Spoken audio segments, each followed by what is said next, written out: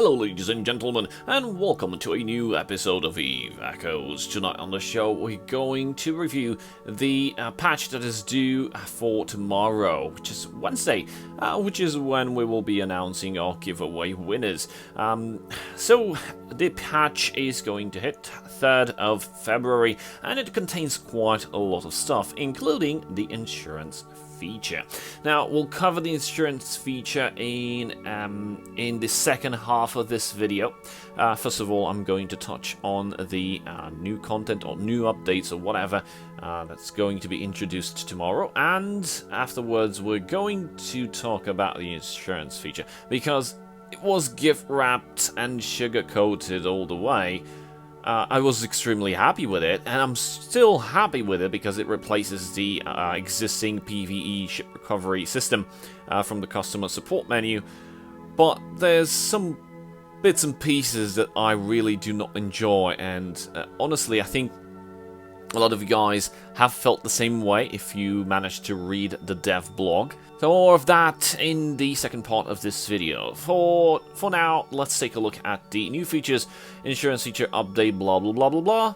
Improved corporation hangar and wallet review system. Added a no review quota and reduced review time. Oh, this is going to be interesting, meaning it will actually help. This is an improvement. This is them trying to mitigate the auditing system for players that are basically in the game or in corporations for a longer period of time.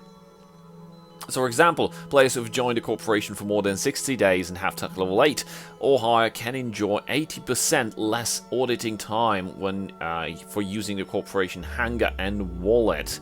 Of course, this decreases while your period inside a corporation decreases and your tech level is lower as well. So players who have joined a corporation for more than 30 days and have tech level 7 or higher can enjoy 60% less audit time for using the corporation hangar and wallet. And of course, for under 7 days and players would just have 100% longer audit time. So this means the audit time will be, for example, in case of something that will last for 3 days, it's going to be 6 days. While using the corporation hangar, and also the cannot use the corporation wallet. This is, I think it's pretty okay. Ship tech level adjustment. The Tempest and Raven have been adjusted to tech level 9, and the Rock and Maelstrom have been adjusted to tech level 10. Tapping a location you saved before will directly launch an autopilot. This is one of the improvements that I've been wanting. No more tapping all sorts of contextual menus just to set a bookmark as your destination. Gift contract adjustment. In order to reduce the impact of price fluctuations, the contract valuation difference was adjusted from 150% to 200%. This will serve a better purpose because it improves the convenience of player contract transaction and a consumption limit for accepting contracts of characters between tech level 1 and tech level 6 has been reduced from 200 to 40. So you no longer... If you were in between tech level 1 and tech level 6, if you accepted such a gift contract, well, basically your quota for that day would have been completely consumed. That would have meant that basically you could have no longer be accepting contracts, which sucked balls. So this is definitely an improvement. And now you can tap your own ship and save the current location. Basically, it's added into the self-click on the ship contextual menu. Now, all normal belts of ore have life cycle of 3 hours. This is something that I've been pushing, and if you remember, guys, I've been kind of militating for it.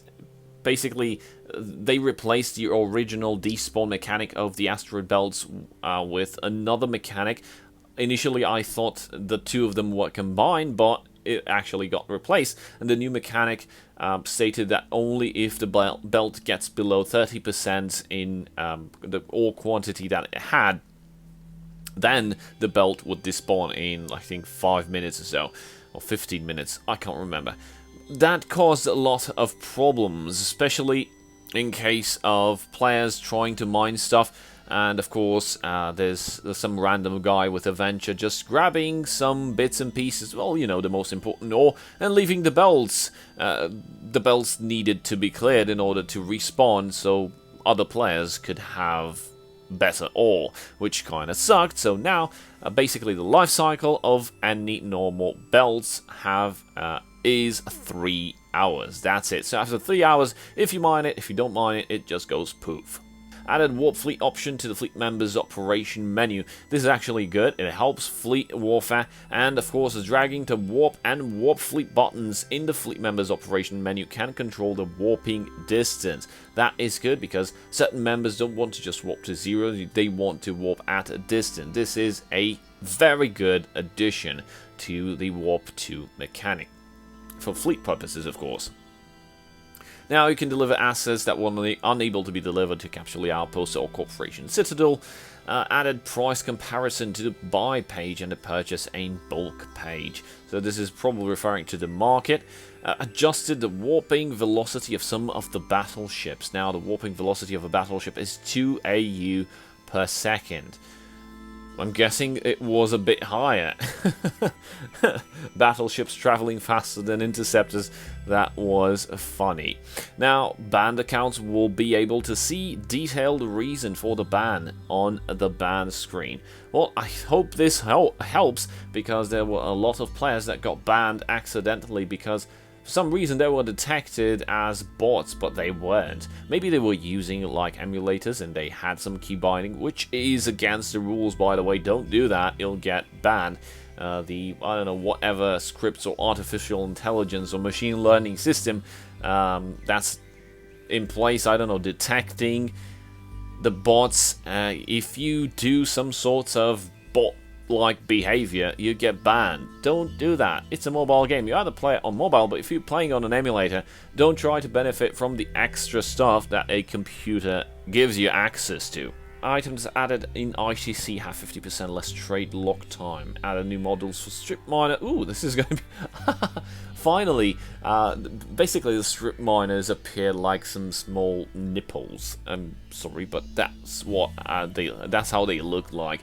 Hopefully, the new models will look very good on the retrievers, and hopefully for the upcoming mining barges. Added advanced quests in advanced pilot tutorials. So that's actually good. It helps with the growing player base and with newcomers. Transport missions now display the correct delivery hold volume, which means you guys, you know the issue that was mentioned with the delivery hold not showing the correct amount in the encounters. Well, this has been fixed. It was mentioned in the Q&A and they kept their promise. That's a thumbs up for me. A confirmation box for lost resources when a mining array is destroyed. So now if you do try to click destroy an installation on a planet, if you have resources there, you won't lose them and say, oops, what have I done? You'll have the chance to cancel that through this confirmation pop-up. But as all confirmation pop-ups, if you do want a pop-up to always remind you of not to do something specifically that might be wrong, don't click on do not show this again. Because that's shooting yourself in the foot right there. Sharing features will now adopt a unified interface. So I'm guessing it's going to be a lot easier of sharing stuff like characters or solar systems and stuff inside the chat, and also sharing fittings and sharing other stuff. I guess we'll see tomorrow how this behaves. Revamped the overview icon for all bases. Updated resources related to Guardian Rally event. Oh, this is the upcoming Guardian Gala that's due to arrive. I think it's on Valentine's Day. It was displayed on the Trello timeline. For Eve Echoes. We've covered that some videos ago. You can view the kill mail of the same corporation member in the corporation management interface, so now you won't be able to hide if you died from NPCs. Now everyone will see that you died from NPCs. There's no hiding from the watchful eye of the corporation members. If you failed, you failed. You better admit to it. Fixes. Fix an issue where the removal of fuel from the corporation outpost fuel hangar would not be restricted by the trade lock.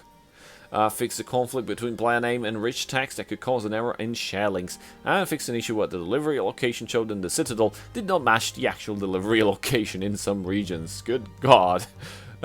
That fix number 3 is actually very, very welcome. People have been finding themselves in places that they shouldn't be.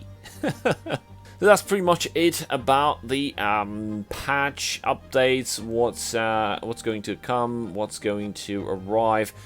I'm really happy about some of these, but we're going to go, and this is basically the second part of the video, we're going to touch on the new insurance feature.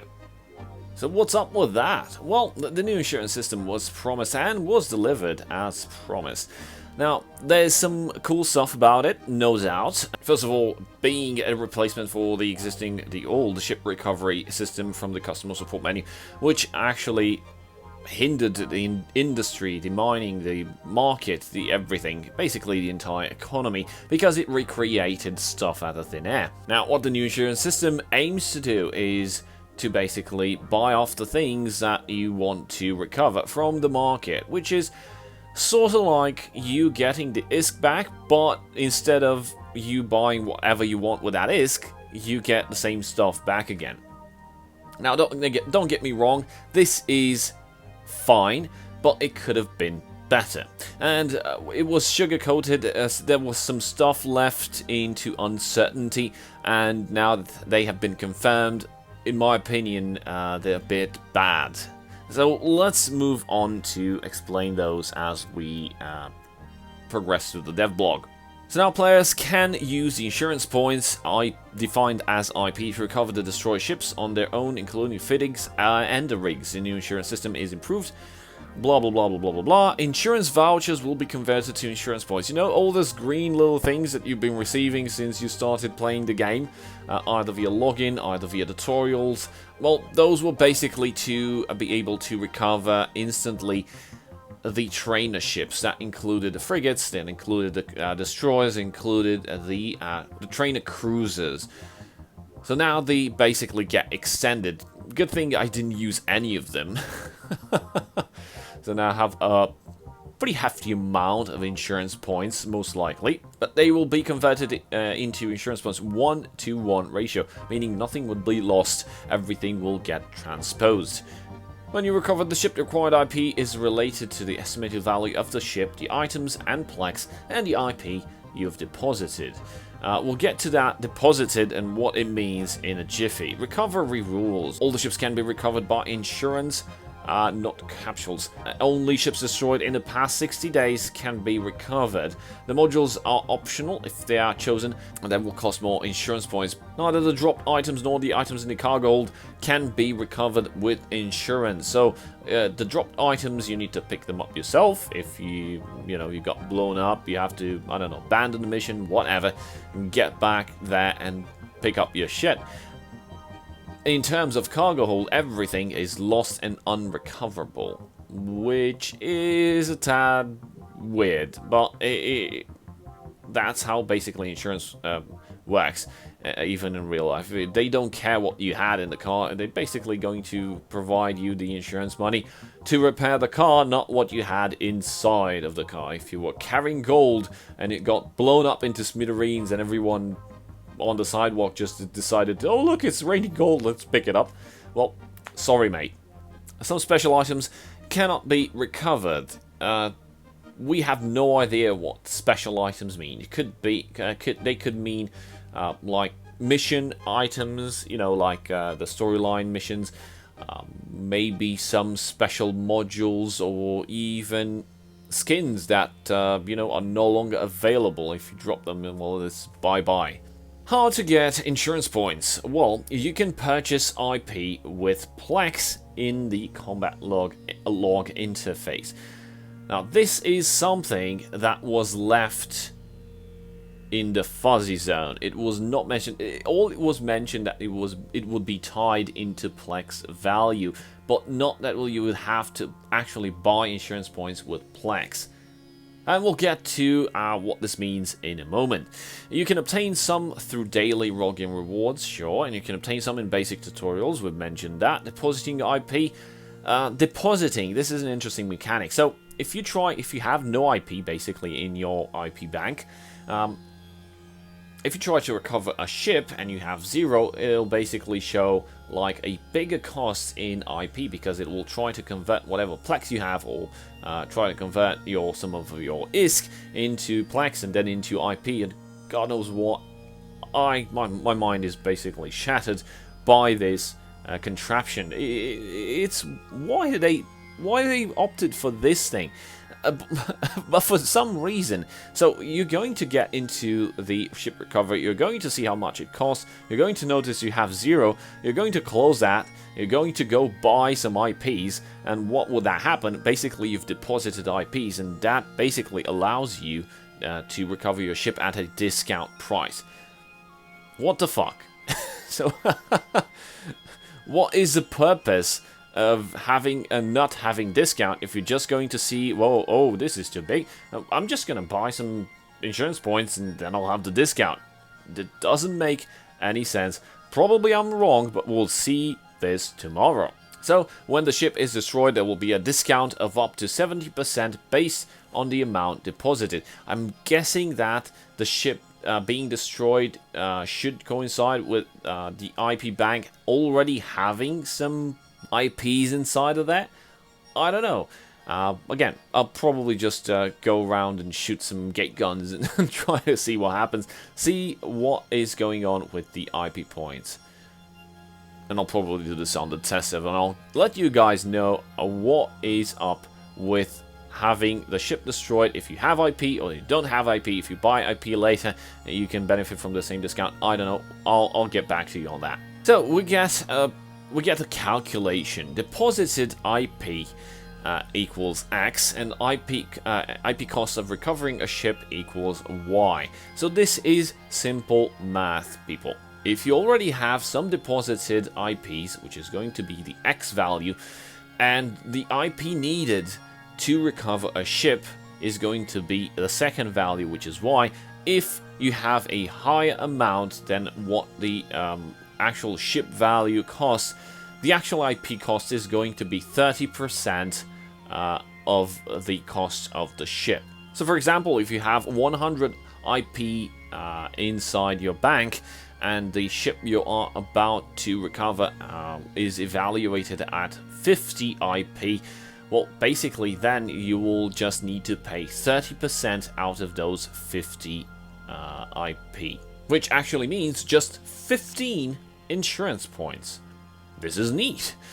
But if the deposited IP is lower than the actual IP cost of recovering a ship, then the actual IP cost is going to be the ship value minus how many insurance points you have already deposited, plus 30% of the amount you already have deposited.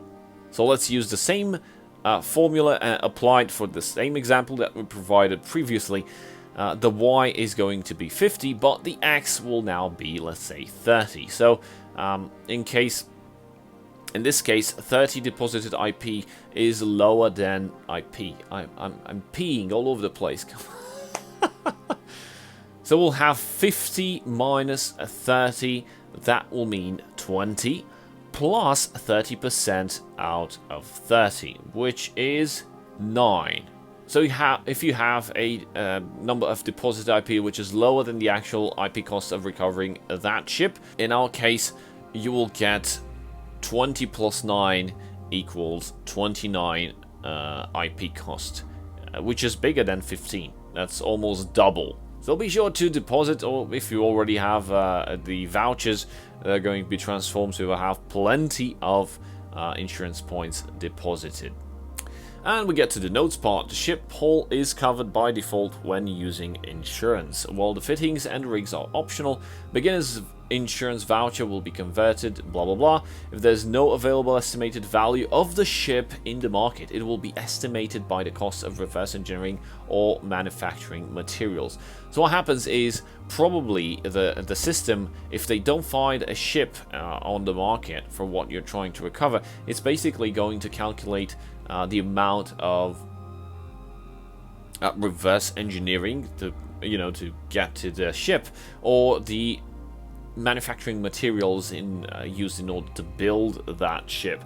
So those are probably going to get bought off the market, and that's how the economy will thrive, because that is the point of this new insurance system. So more confirmations for ships that are destroyed before the new insurance system has been implemented. They cannot be recovered with IP. And if the ship is destroyed due to a bug and before the new insurance system has been implemented, please refer to the previous ship recovery rules. For ships that are destroyed after the new insurance system is available in the game, please recover the ship using IP for both PvE and PvP. We'll touch on these shady rules in a moment, because there's something itching. I don't know, it's coming from inside of me and just wants to get out on the surface. If you think that your ship is destroyed due to a bug, please recover the ship using IP first. Wow, this is really counterproductive. So then you can contact customer service and send the details and the evidence of the bug. We will check further to see if your case is eligible for an IP refund, which we don't know if it will ever happen at all. This is against the player base. This item right here is a bit outrageous, because, well, if you lost your ship and it's due to a bug, it should be reimbursed. No, you have to buy the Plex or whatever to get the IP points, and then get your recovery, and then do the ticket. Why would you do that? I mean, it was obviously a bug. This only gives whoever's looking over at your ticket the quick response of saying, "Oh, it's not a bug, we're sorry." So this just leaves you with a swollen lip. If you think that your ship is destroyed due to performance issues, please recover the ship by IP first. Again, why? Then you can contact the customer service and send the details and the evidence of the problem. We will check. Please note that for performance issues, there will be a 30-day cooldown for both PvE and PvP compensations. Well, this has changed. This exact paragraph. It was stated that only PvP would be affected by this 30-day cooldown, but as in ship recovery, that you should be able to recover any time. If you, again, it was promised that the PvE could be done no problem. So we got some frequently asked questions. Can you use a fast recovery system for PvE after the new insurance system is available? If you have recovered your ship using IP, it cannot be recovered again in the fast PvE recovery. Well, makes sense. Once the ship is recovered, it cannot be recovered in any other form of ship recovery. Automatic recovery system for PvE will be phased out after a short period after the insurance system is implemented, meaning that button will disappear soon. I restored my ship, forgot to recover my fittings. Can I contact customer service to manually recover my fittings? No, you cannot. I mean, you can do that, but it'll just get denied. So, be very careful when you try to recover your ship. If you want the fit, do be careful and select also the fitting for recovery. If you do not select, and you've basically recovered the kill mill as an entity, and you just picked the ship to be recovered, basically the items that were in the kill mail, the rigs and all that, are basically going to go bye-bye. You will not be able to file another ship recovery, and not through the IP system and not through the ticketing system at all. So be very careful what you pick. I recovered my ship with IP today. Will there be a cooldown for my next ship recovering? Only cooldown applies to fast recovery ship system for PvE. The new insurance system has no cooldown for recovering your ship. This is a bit conflictual with the thing that says right here, please note for performance issue there will be a 30-day cooldown for both PvE and PvP compensation. So is that a cooldown or not? What the hell? So let's try to dig a little deeper, and I'll basically just give you my impression of the things that bother me the most. So the issues that are itching me, and basically I want to touch on, well, first of all is gating the insurance points to be acquired only with Plex. Well, first impression is indeed insurance points are gated to use with Plex, but you know you can buy Plex with ISK. But to the average player that basically just sees that he needs to spend Plex, well, I think this is going to cause some parts of the community, I don't know, grabbing torches and pitchforks, and I hope it will not cause mass unrest and hysteria. But people are just going to see Plex, and well, it's not only Plex. You can buy Plex with ISK. It's the same thing as buying insurance points with ISK, but you just need to buy the Plex first. Whatever. So, sure, it's not that big of a deal, and it's silly because, as I mentioned, you can just buy Plex with ISK and then buy insurance points, but people are not going to see this way of doing it. I mean, not entirely. Instead, they'll probably get angry thinking you're forcing them to buy more Plex, which is true if they don't have the ISK to buy the Plex, but either way, it's basically coming down to the psychological impact, well, of not being able to purchase them directly with ISK. And why is that? Well, because I think that's what's going to bother most people. Aside from that, Plex price is probably due to increase as a direct consequence. And following that consequence, you'll have yet another part of the community that's probably going to start screaming all over the place, because you're basically just enforcing an increase of Plex price. But as a counter argument to that, increased Plex price will actually be beneficial as an anti-botting mechanism, because, well, bots won't be able to buy Plex that easily anymore. But both of these issues could easily be solved by allowing players to buy insurance points with ISK using Plex price as reference. For example, today Plex price is around, let's say, 1 million. Then the ISK to insurance points exchange will be using the 1 million. It'll still be tied to Plex value, and it will still swing along however Plex price increases or drops.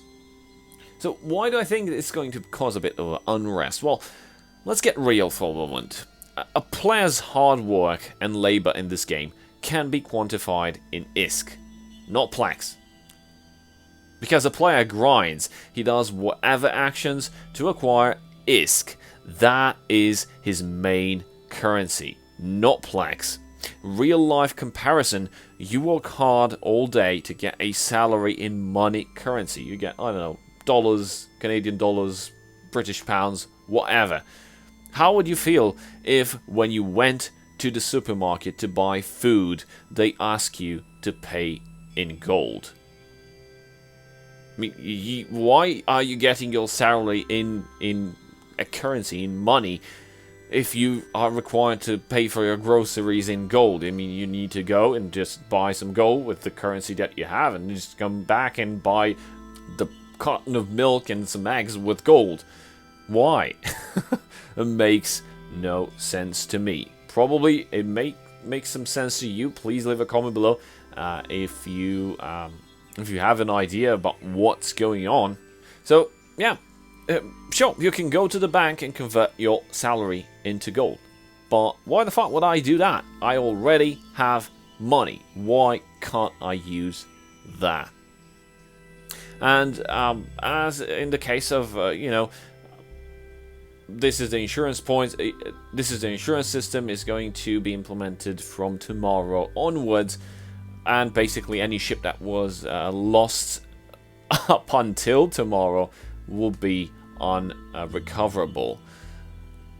In my opinion, there should be a smooth transition for ships lost recently, since they can't be recovered through either new or old system, because you probably did not lose your ship to a bug, as mentioned in the guidelines. in order to benefit from the ship recovery system. You probably lost it because, I don't know, you fell asleep and the phone fell on your face and you lost your ship. It happened 1 week ago. Guess what? Insurance system that gets deployed tomorrow, that ship will be forever lost. That sucks. So there should be a smooth transition for ships lost recently, since they cannot be recovered through either new or old system. That's not a smooth transition at all. It feels more like a hammer to the face. Bottom line, in the ears of your average player, it all sounds like this. So, not only we're introducing the insurance system that will force you to buy stuff at Plex only, but if you've lost any ship within the last 15 days and you haven't been able to recover them yet, via the old system because of the cooldown, we don't care.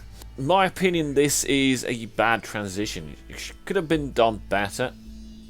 The entire insurance points conversion from Plex could have been done better, and the ships lost recently could have been handled in a much better way. Because, in my opinion, this is going to have a big impact on the psychological level of your average player that does not understand every mechanic and has no knowledge of in-game economy or economy in general. They'll probably get upset. For them, this will feel like a rip-off. Some people just want to enjoy the game and enjoy the features that the game has. So for them, this is going to feel like a feature taken away. But all in all, the concept and the feature as a whole is definitely good. It has some flaws, and if you don't agree with me, be sure to leave a comment below, but this is my honest opinion. Also, there's another issue that was not covered in the dev blog, and it's something that I basically try to point out in several of my videos. What if someone manipulates the entire market for one single item? Which means he buys off all the quantities and then reposts them in small batches at 1,000 times the actual value.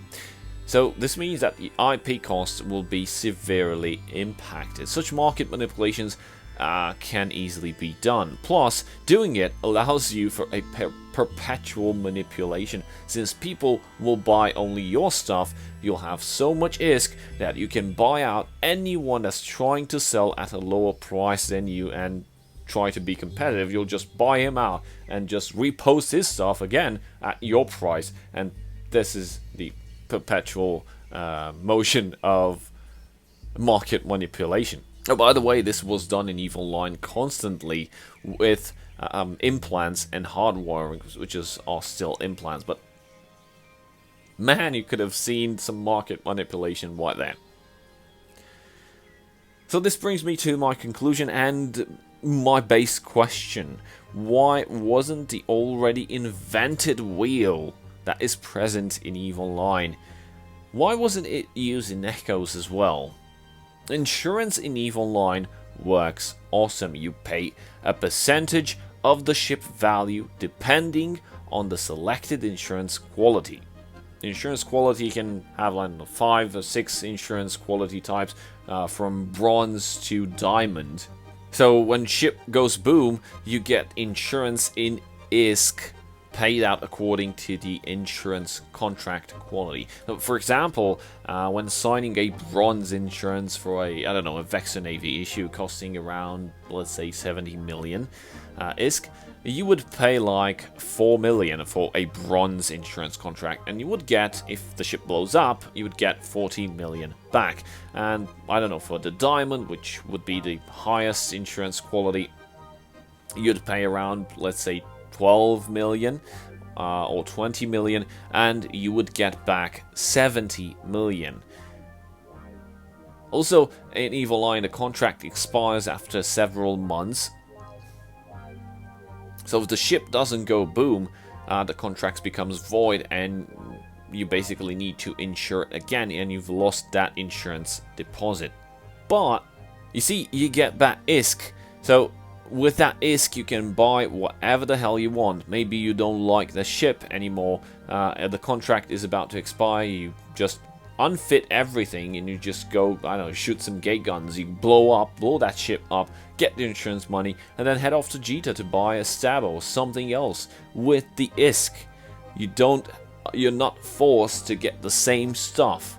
You get the ISK and you can buy and you can do whatever you want with that ISK.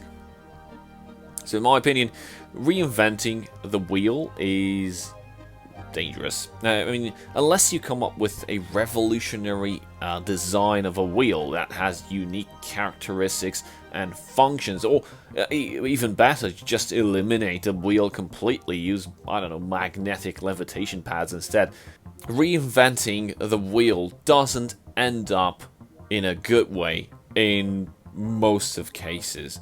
What you get some rectangular wheels with lumps on them, and history in general, not necessarily in games but in technology, in everything, reinventing the wheels, well, history in general has a full list of all sorts of shabby wheels.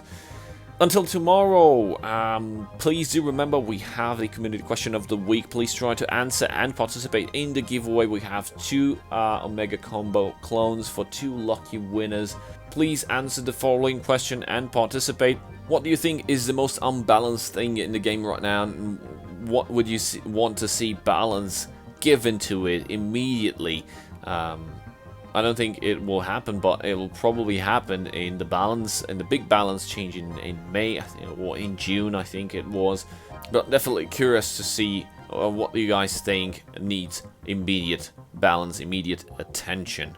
So that's pretty much it for today. I hope you learned something. Thank you guys for watching. A very big shout out to my channel supporters. And I'll see you guys next time. Cheers.